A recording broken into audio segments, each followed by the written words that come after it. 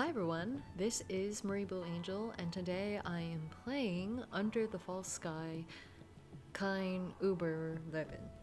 I feel like I totally butchered that, but so please forgive me, but I'm very excited to get to another Under the False Sky story.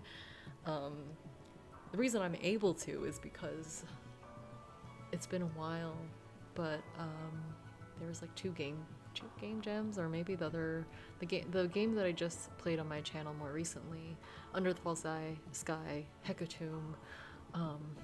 That also came out relatively at the similar time when we're right. What am I trying to say? Hecatomb came out in the fall, while this one, Kein Über Leben, just came out at the end of the month, or end of last month, or the beginning of this month. I think it might have been, because this game jam officially ended on the 1st of January. So I'm very excited that I get to check out another story, and this time this is a side story. I saw a very useful timeline of this universe on the game devs itch.io site, so that was very useful. But I'm just very excited to get into it, and I really like Under the False Sky. I don't know if I've said this, I probably have said it, but let me just reiterate, I really like this universe, and I like the writing,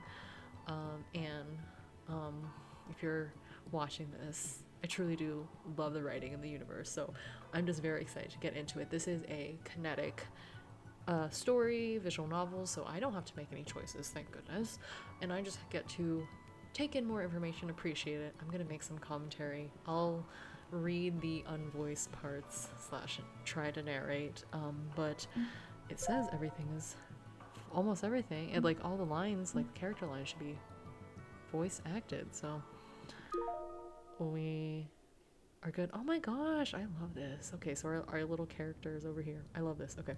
Who are you? I don't know who you are. Where are we in time? I don't know. A young woman sat in the back seat of the car, watching the world flash by. Her forehead was pressed against the chilly window, as if she wished to become one with the wintry cold that frosted the glass. Sta.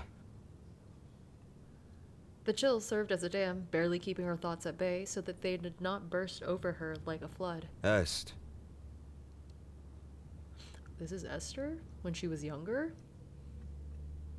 She had yearned for this moment, the moment when she would reunite with the older girl again, who had offered her a hand when she was a lost child. Do I know? Okay, is the name Esther ringing a bell to me? Maybe? I feel like it is, but maybe not. Oh my god, I don't remember. And had saved her like a life preserver from drowning. Hey. She would finally be able to repay that debt. Esta. Yeah. What is it? Off in the clouds as always. I asked if you're really sure you want to leave the main faction. The answer to the driver's question was more than obvious, wasn't it?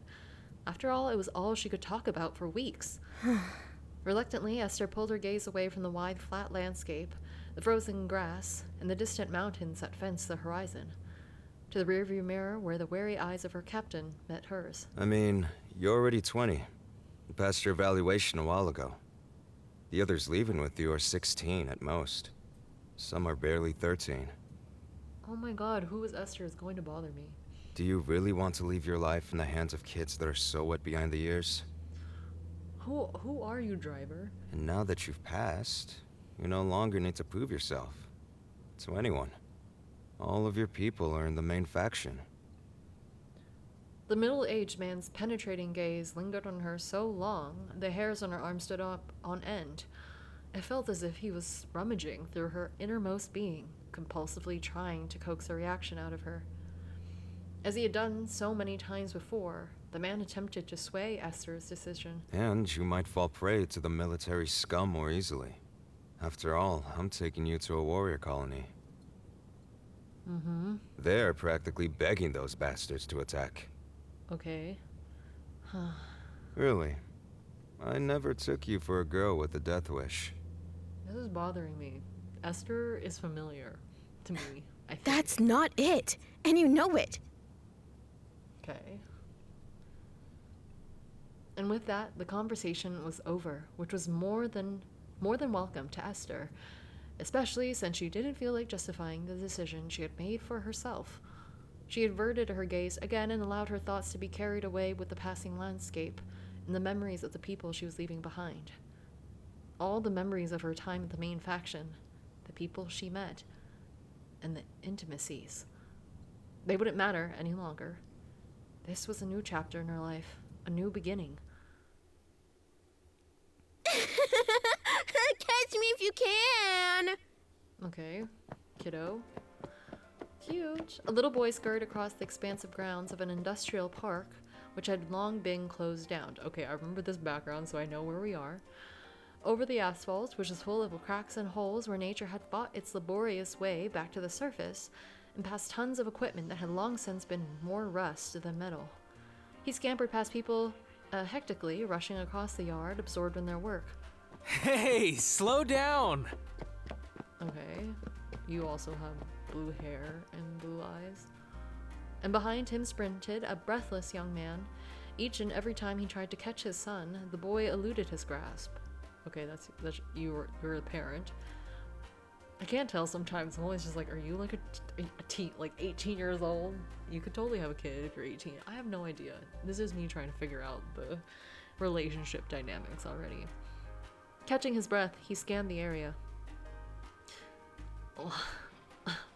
Why do children have so much energy? Out of the corner of his eye, he spotted the wild, dark locks, but before he knew it, the boy had disappeared into a narrow alley. A slight smile graced his lips, and his hands buried deep in the pockets of his rugged winter jacket. He leisurely followed after. Unfortunately for the small boy, he had run straight into a dead end. The game of hide and seek had finally come to an end.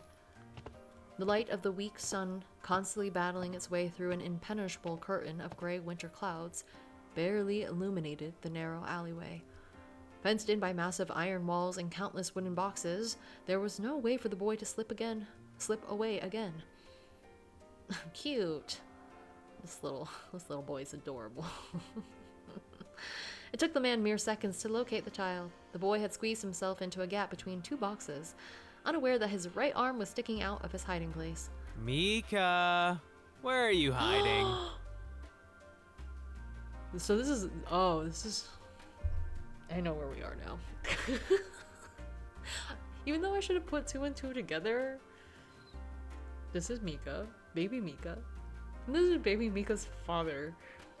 What if this one is is this for Under the False Sky, blood-covered snow? Oh my god. Mika's papa. Huh. Where could he possibly be?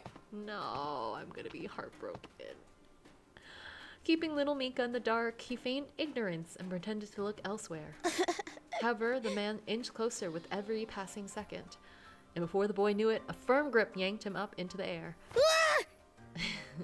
Gotcha! I like the little facial expressions. Aww. Fearing he might break free and make a run for it, the man held Mika close. And sure enough, the boy used all his strength to challenge his captor to a second round of hide and seek. Daddy! Let me go! Ah! Oh, so cute. But his protests were in vain as a flurry of playful pecks rained down on the boy. Ew! Ew. Don't say that to you're just like, I want to play hide and seek. Grabbing his whining son by the hips, he lifted him effortlessly over his head and gently set him down on his shoulders. You can't keep running around like that. You know everyone's really busy today. Yeah, but... Mika? Mika's pout was a powerful weapon, capable of melting quite a few hearts. The man had already surrendered to the tactic more than once. But this was hardly the time to entertain his son's antics. Today, new people are coming to our home. And what are they doing here? Oh my god, Esther, yes. I now remember. Okay, we'll get there. Well, we're checking to see if this could be their new home too. And then? And then... Stepping back out onto the wide open space of the industrial park, he wondered how he should answer the question. Why was it that children always asked such difficult questions? As if the main man was more of a walking encyclopedia than a father. As if he had answers to all the questions plaguing the world. I mean, I don't know, I guess, I think we all know this, but it's just so funny. This person trusts you. You are their source of information. Of course you should know everything. At least seemingly, that's what it feels like.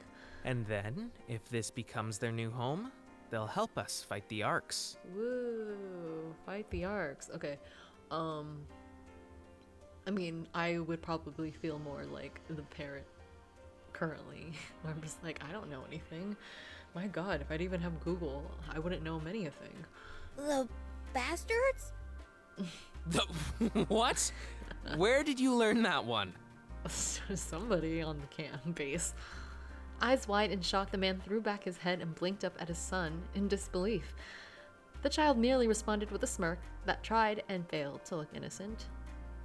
If Mika's mother knew about this, it would be the end of the man. Uncle Aron always says that. Aron, please. Of course.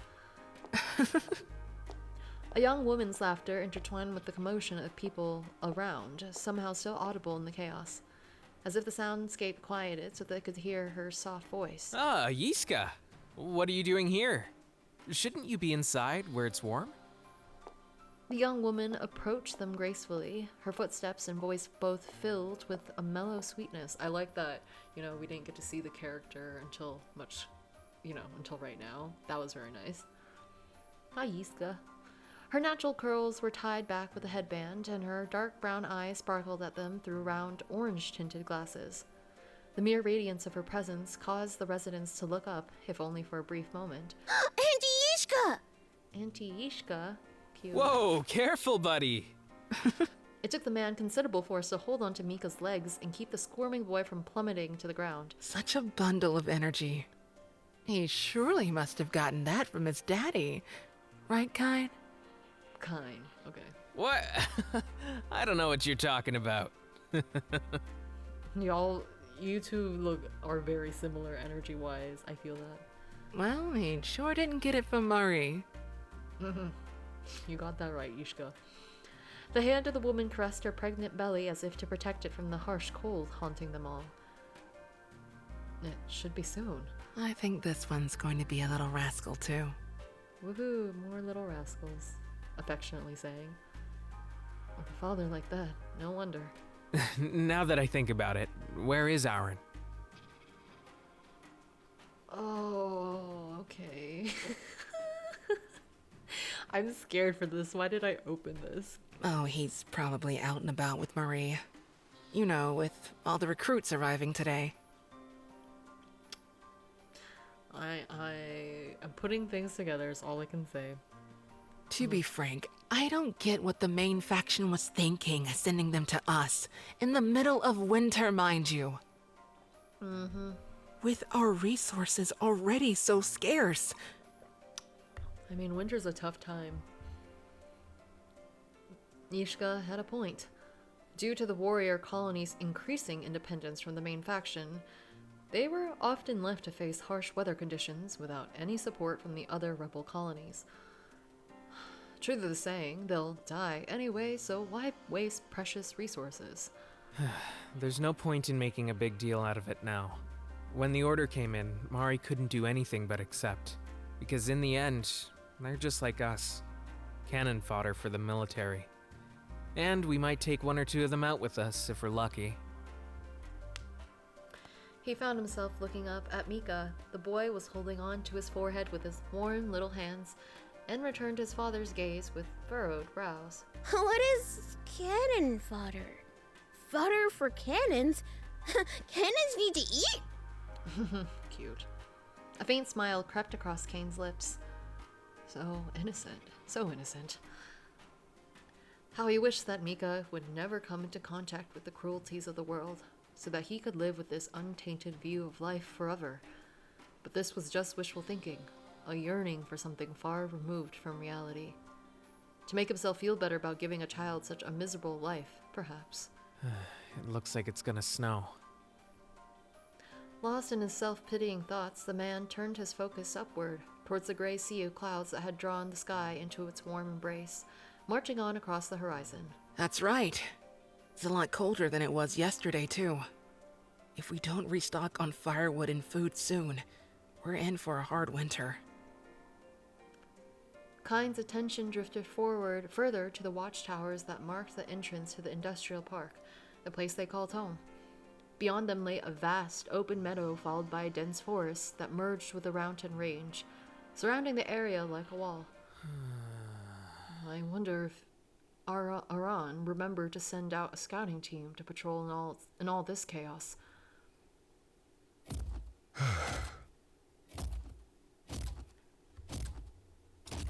Hold on. Had to plug in my computer before it died on me. Oh, new character. Hello. Where are we? We're in a little mech suit.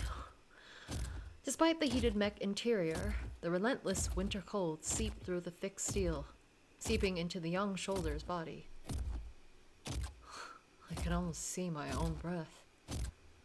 He frowned at his trembling, callous fingers.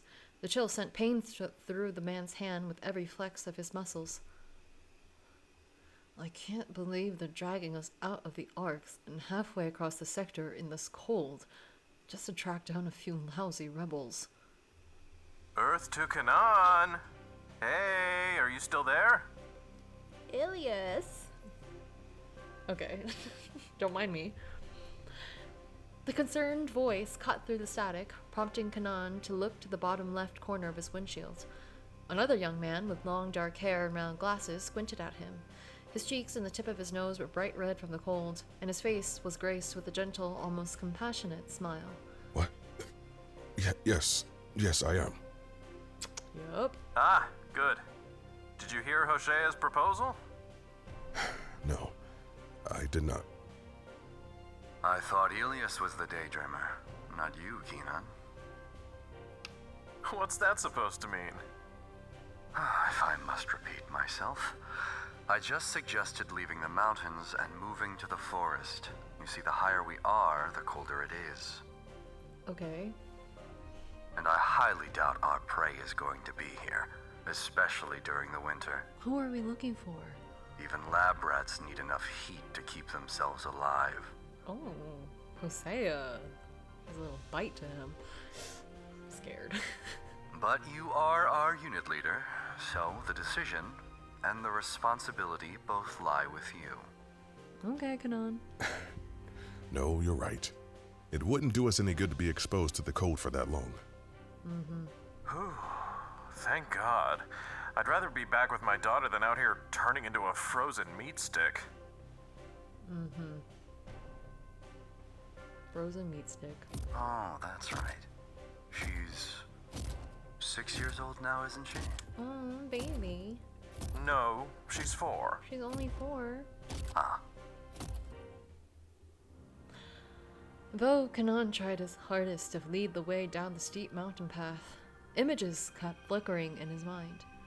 Images of a young woman with thick black hair tied back in a low ponytail that fell over her right shoulder. Soft eyes that always cradled him in a warm, loving embrace, instilling a comforting sense of security. One of her hands was wrapped around a little boy, a spitting image of Kein, but with hair and eyes that matched those of the woman.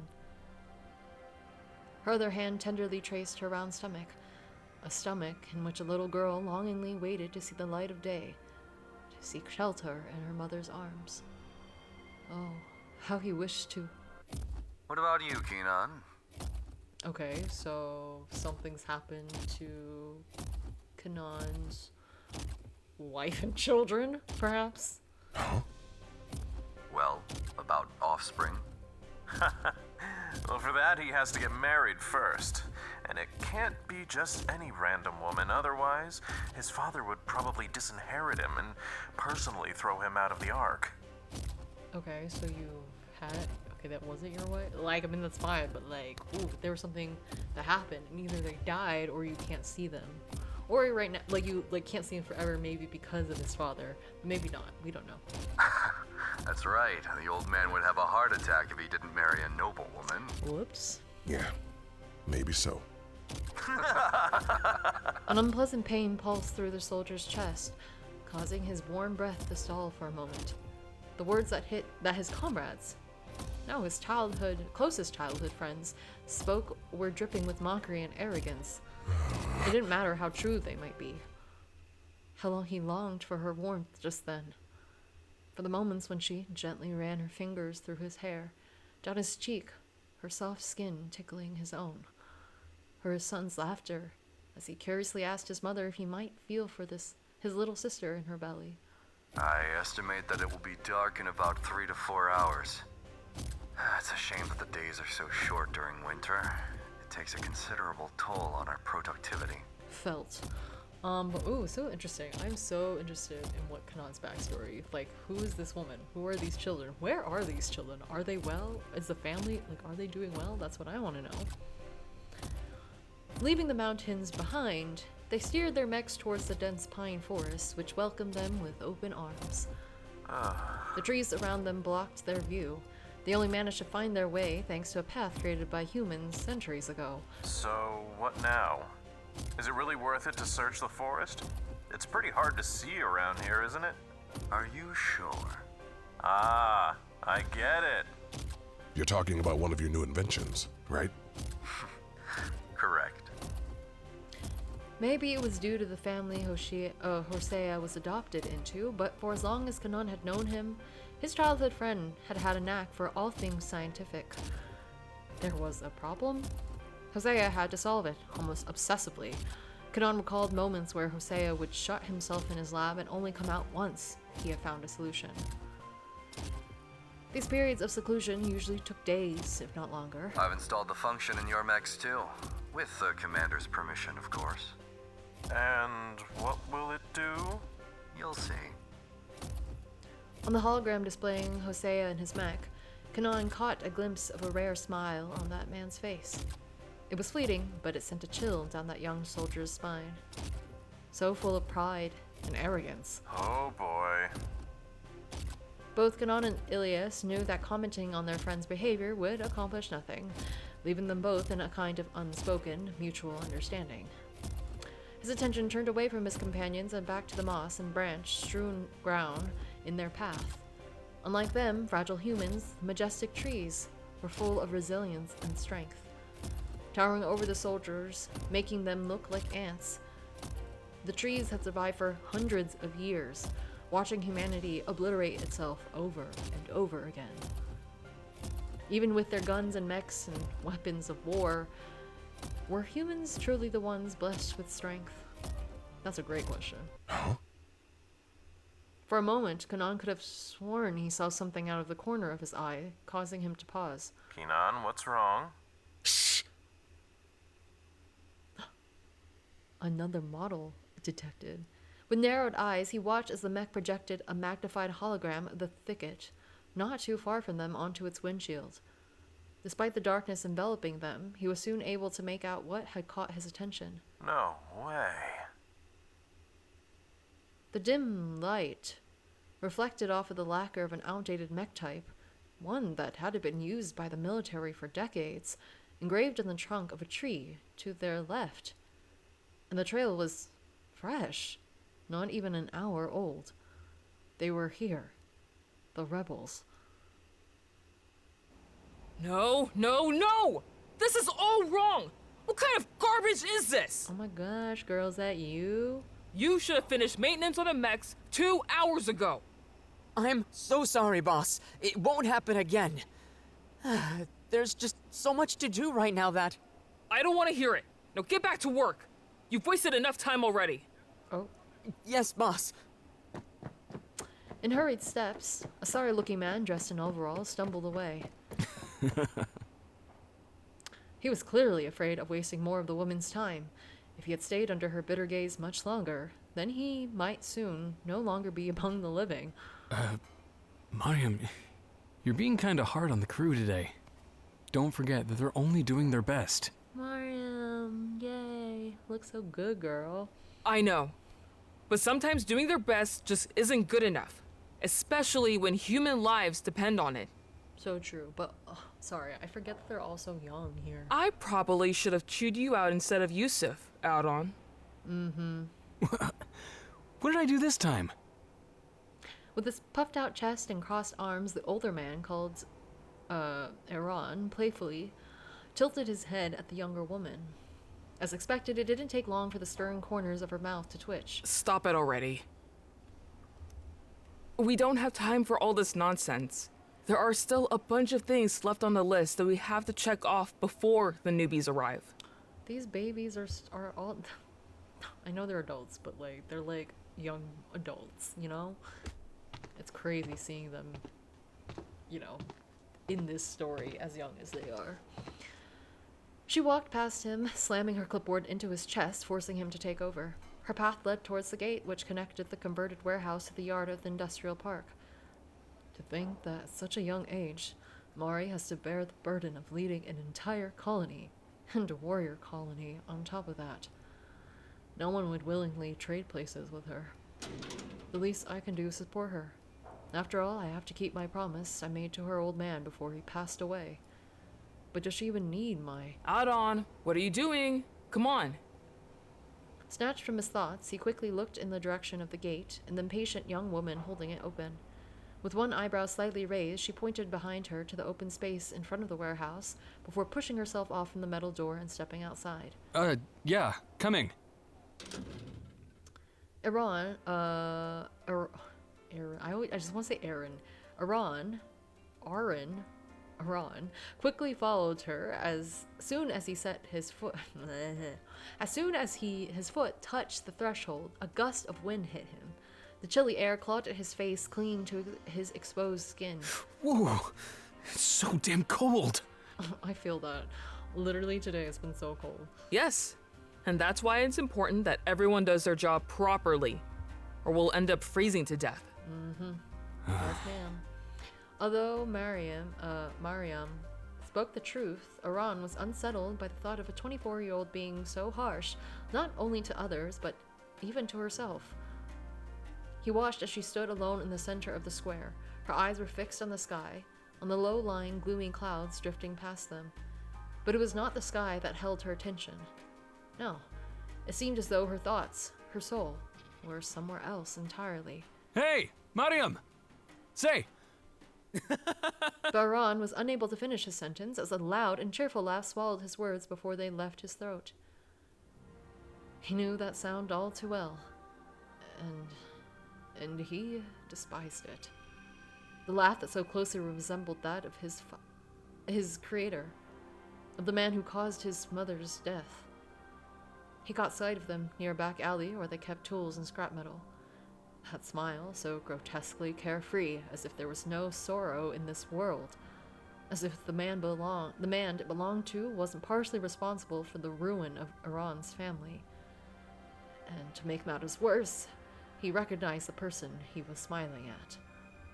A smaller woman, her beautiful dark brown hair tied back with a headband, and her graceful hand resting on her pregnant stomach, was right in front of the man. It was Iran's wife, Ishka. Kein. I'm confused. Are you two related, or you cousins or something? Okay, TBT. As if his muttering awakened Mariam from her reverie, she jerked and looked around before her eyes too fell on the man. Oh, there you are. We were just talking about you two. Ishka was the first to notice their presence. And though he knew that her gentle gaze rested on him, he still could not take his eyes off that man. Alas, Kein seemed to have realized that Iran was watching his every move, causing him to furrow his eyebrows and look down at the ground. But the smile that Iran so despised remained. Are you okay? Shifting in front of his field of vision, her brown eyes, which had taken a slight orange hue through the tinted round lenses of her glasses, met his, their gazes almost melting into one another. Just like a chain wrapping around his entire body, tightening with every breath, he couldn't help but focus entirely on her. Yeah. Carefully, his eyes traveled over her round, soft face, graced with a warm smile.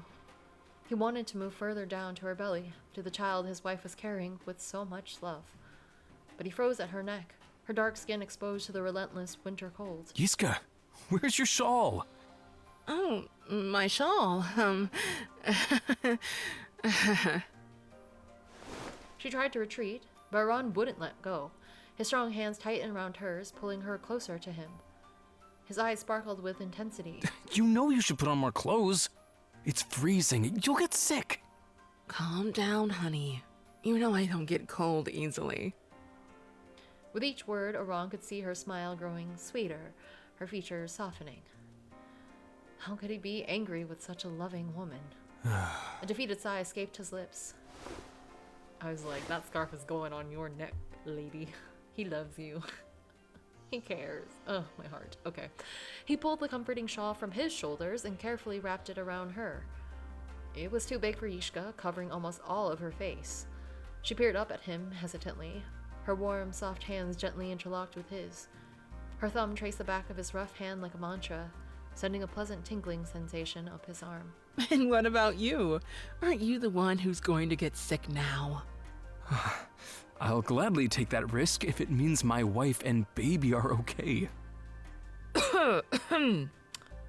Mariam's loud cough tore through the idol that had spread in his heart and pulled him back into the harsh reality, the weight of his duties down on him once again.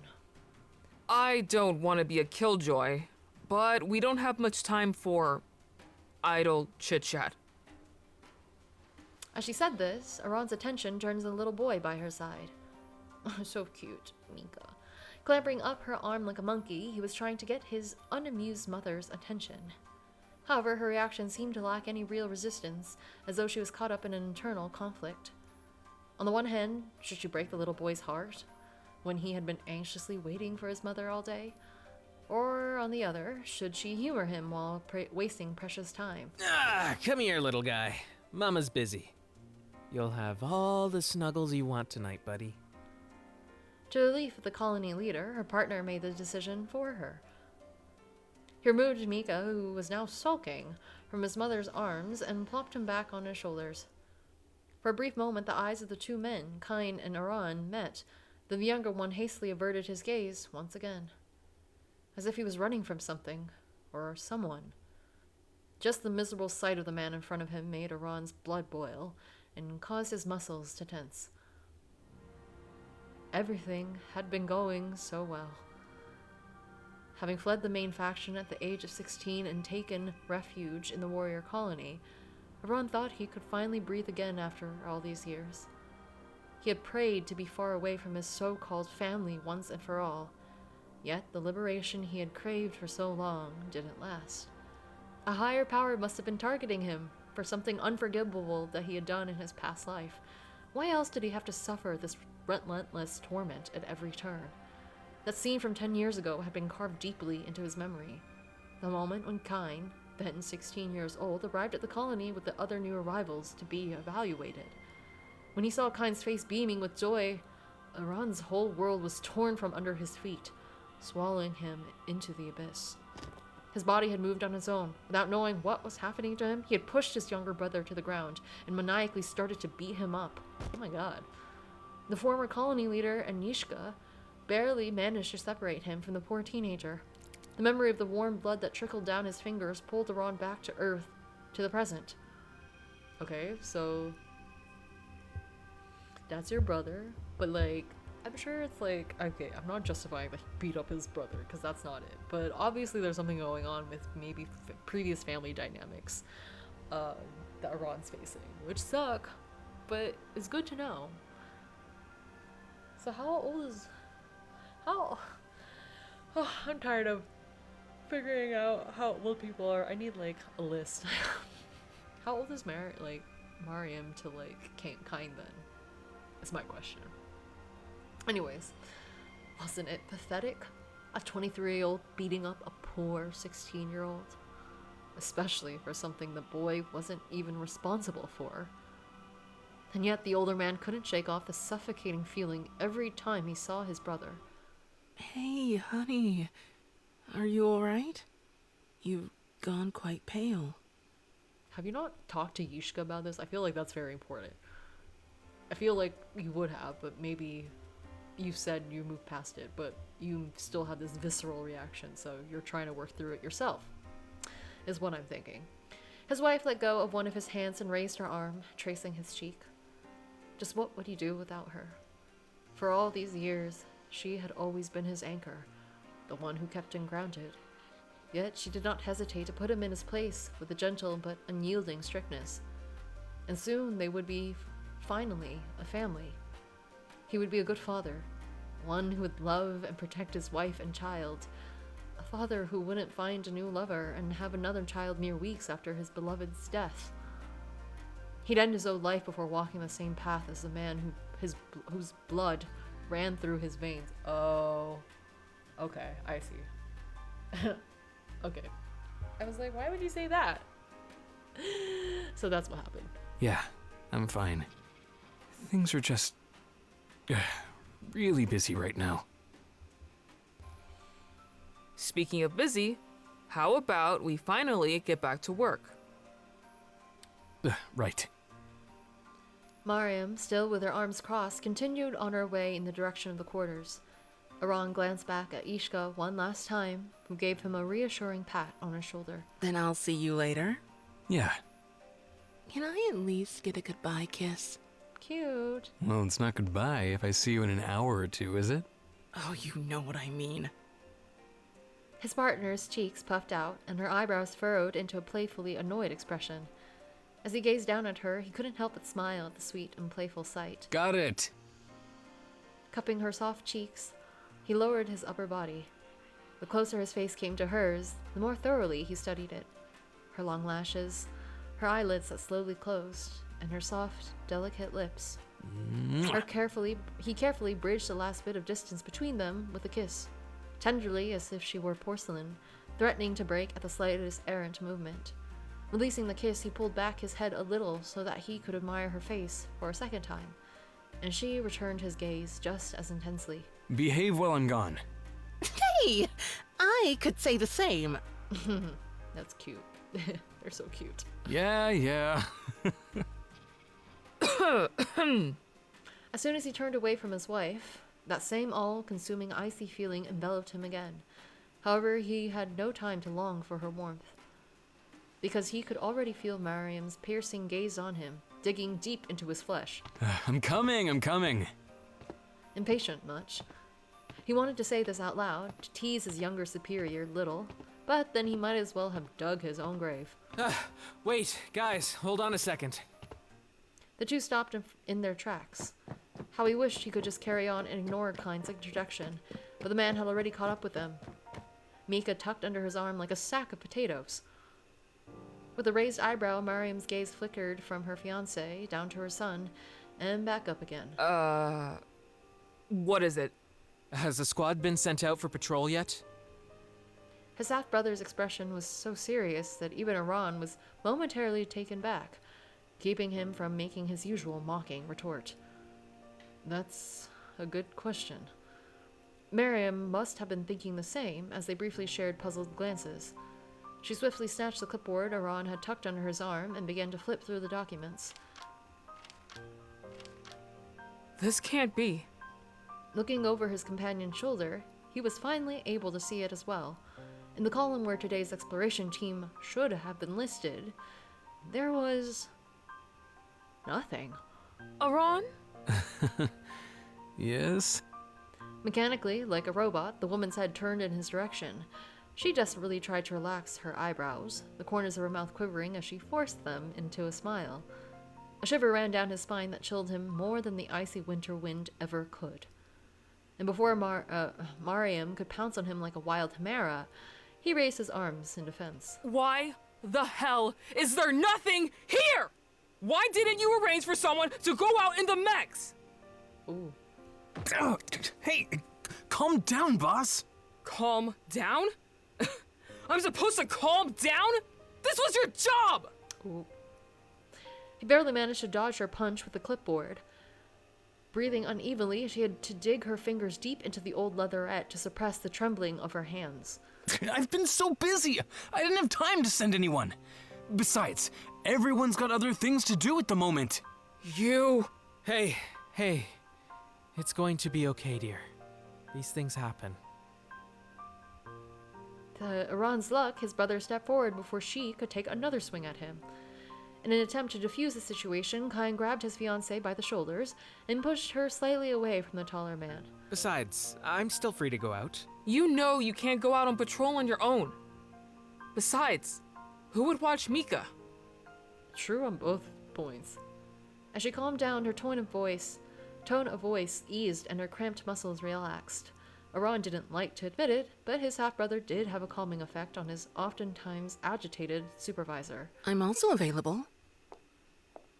Although Yishka's warm composure hadn't changed, she now had a certain seriousness to her demeanor.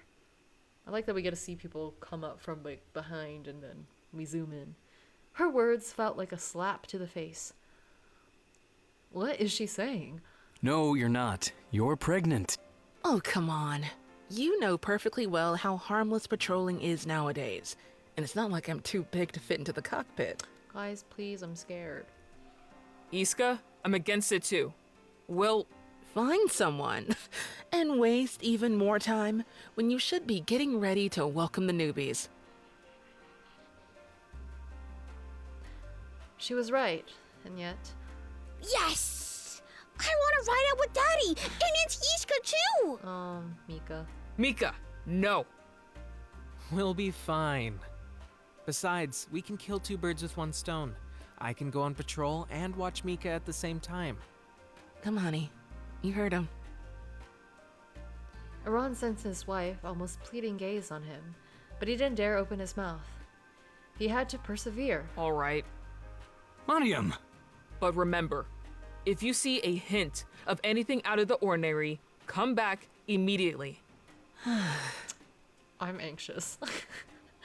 With a great sense of relief, both Yishka and Kein sighed as if someone had taken their hands off their throats. Yay! We're riding the max! We're riding the max! We're riding the max! Mika's so excited.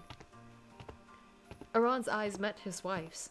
He hoped that the intensity of its expression would stop her from getting into that suit, from leaving the protection of the colony. Don't give me that look. Quickly, she stood on her tiptoes to give her husband one last peck on his cheek. See you later. See you later. Take care of yourself. And the baby. No matter what. Oh, you worry too much. Promise me. I promise. Are you coming?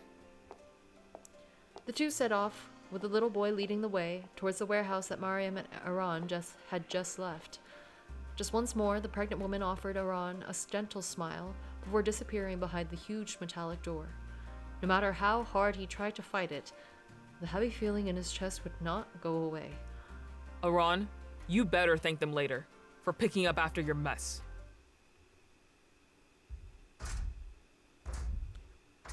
Woohoo, Yishka's POV. Slowly, densely, packed trees passed Yishka's mech's windshield. With each step forward, the machine moved up and down like a mother gently trying to lull her child to sleep. Up and down, up and down. The loud giggle of young Mika woke the dozing Yishka from her train of thought. Through the small hologram, she saw the little child curiously looking in all directions.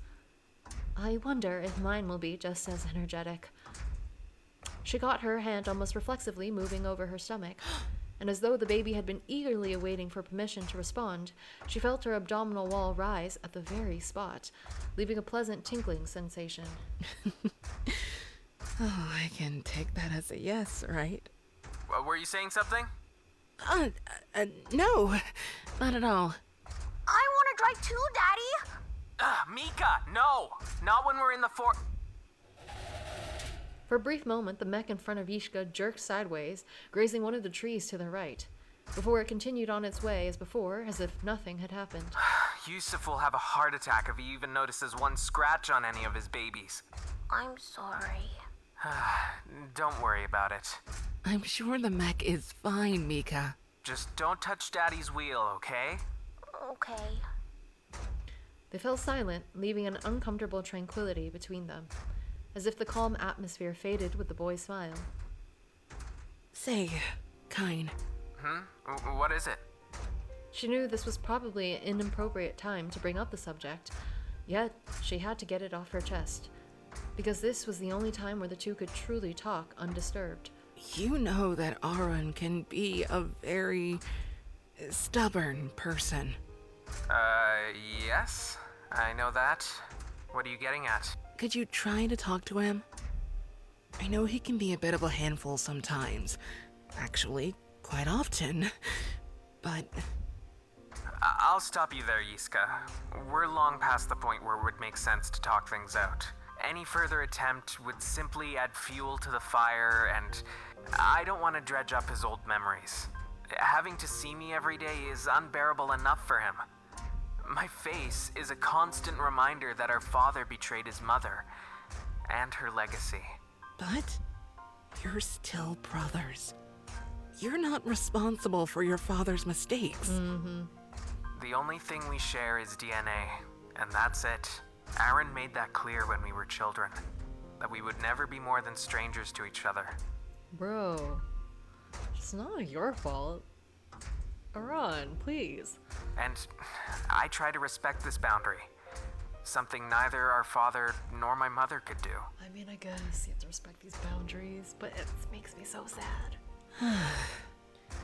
No matter how hard he tried to hide it, she knew he was a bad liar, just like his brother. The malaise seemed to be eating away at them both, and the longer it built up inside them, the more likely it was to explode one day. And it would probably take them with it into the abyss. Say... But before Yishka was able to continue her sentence, a loud interference signal emanating from the radio interrupted the conversation. Huh? Puzzled, she started to recalibrate the radio, hoping that the static would disappear. However, nothing changed. Switching the channel only led to the same results. Why isn't it stopping? Is it broken? Yiska? Hey, Yiska! Can you hear me? Yes! Oh, thank God. As though her prayers were finally being answered, Kein's clear words fought their way through the crackling of the radio. I can't get a connection to the control towers. Why not? What is the meaning of this? I don't know. Nothing's wrong with the hardware. We should be able to connect to the control center just fine. At least we can still hear each other. Maybe the signal's being blocked by something. But what could possibly affect it? Her companion's silence sent an uneasy feeling through Yishka's body, pooling in her stomach and forming a heavy lump. She could only think of one reason why their signal might be affected, and that was the military. They were nearby, but how? They had to get out of here. Mika was with them, and the baby. She had promised Iran she'd... Oh my god, I'm scared. Ugh. You guys, I'm really scared right now. I'm really scared, but I think I'm gonna have to stop it here for today because I feel like this is a good point at which I should just like stop and then restart, because then I can finish out the rest of the visual novel, the story. If you've seen a lot of the Under the False Sky universe, then you may get why I'm like reacting in certain ways when certain things are being said or certain characters are introduced. There are reasons, and I can never really get to those reasons until there's a video one day and all Under the False Sky stuff is done. But if you're curious, I would encourage you to play the other visual novels in this universe, and so you can see more of the story. If you're not inclined to do so, I also have most of the visual novels up on my channel. Again, I'm very invested in this universe, so I'm very happy that I'm getting all this information. But there's a lot of like connecting threads. So I really enjoy it, but it is also more than devastating at times. But anyways, if you like the video, please press the like button. And if you'd like to see more of Under the False Sky, Kein, Über, Leben, I think that's what it's called, then please feel free to subscribe and hit the bell for notifications. I will see you all next time. Bye!